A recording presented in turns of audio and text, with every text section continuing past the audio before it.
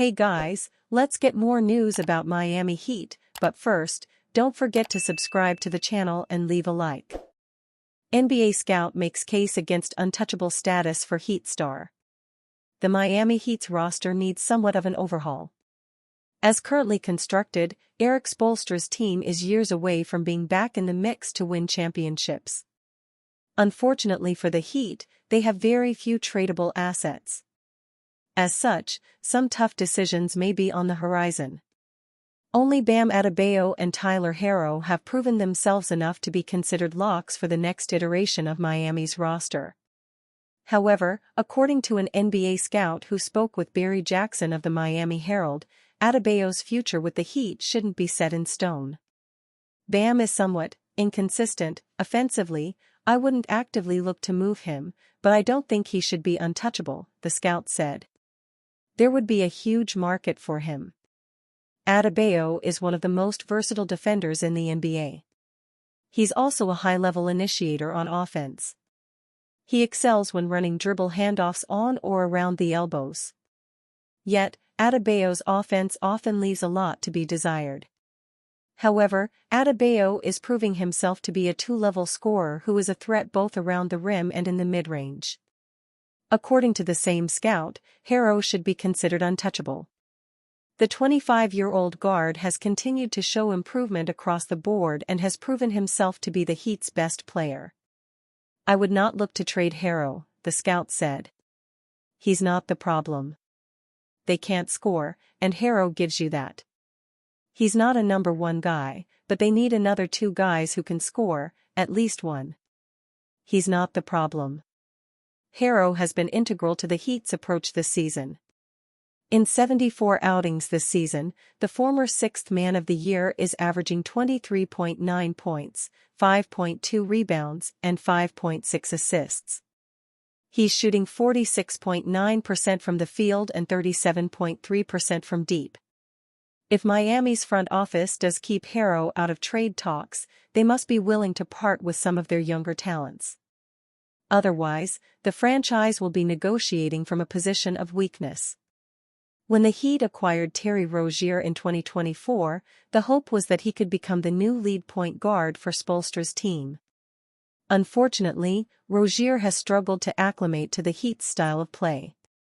Therefore, he is now watching most games from the bench, as Spoelstra prefers to allow Herro to run the point. I think it's just my style of play hasn't been the best fit for what we want to do, Rozier said. So I'm just seeing what works and what coach likes and what fits best for the team. I've kind of been fighting. I kind of know what coach wants me to do.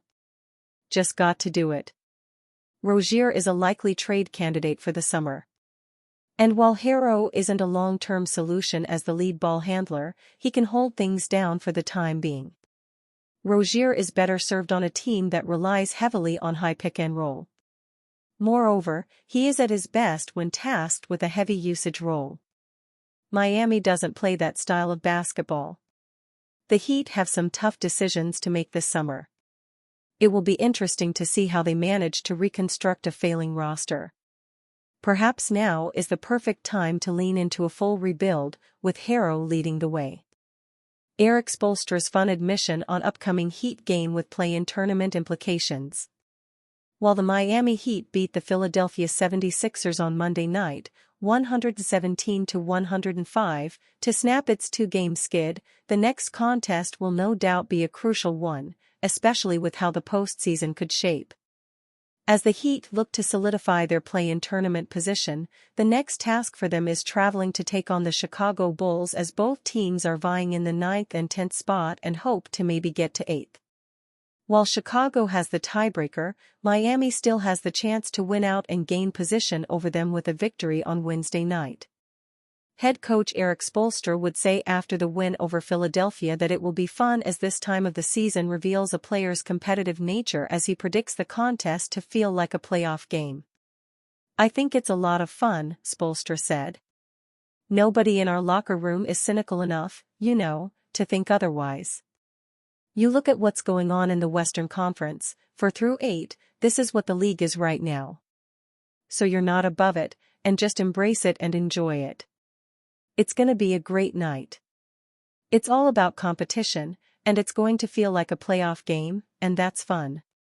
Despite the Heat missing Bam Adebayo and Andrew Wiggins once again, the team led a collective effort to get the victory over the 76ers as it was needed coming off back-to-back heartbreaking losses. Returning from a one-game absence due to a thigh contusion, star Tyler Herro finished with 20 points on 8 of 14 shooting from the field, 2 of 4 from deep, to go along with 5 rebounds and 2 assists. He would say the team knows what's at stake going into Chicago on Wednesday and spoke about the importance of getting a home game in the play-in tourney. If Miami finishes with the 9th seed, they would host the first game of 2 but would be on the road in both contests at the 10th spot. While concluding at the 8th seed, the highest Miami can achieve, would have them on the road. A single win over the 7th seed grants them into the playoffs. "Oh yeah, for sure, we know what's at stake," Herro said. "And you never know with these last couple games where we can end up in the standings. I think that it would be much harder to win 2 games in the play on the road, hopefully trying to get one at home." While the Heat want to take part in playoff basketball, the task at hand is winning out in the final 3 games of the regular season as besides the top stars, it will be a crucial time for rookie Kel'el Ware.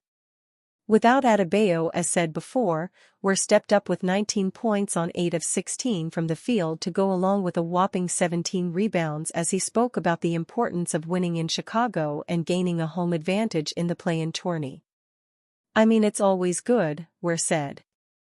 "Especially since it's my first season doing this, of course, we're to get that home game for the first one, it'll help the whole team with more confidence going to the next game.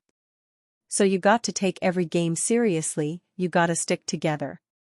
At any rate, Miami is now 36-43, which puts them 10th in the Eastern Conference at the moment as they face Chicago on Wednesday. However, a game to watch will be the Bulls on Tuesday taking on the Cleveland Cavaliers. Heat injury report: Bam Adebayo, Tyler Herro status revealed versus 76ers. The Miami Heat will host the lowly Philadelphia 76ers on Mid-Bay for their 79th game of the season. This is the final week of the regular season before the playoffs begin.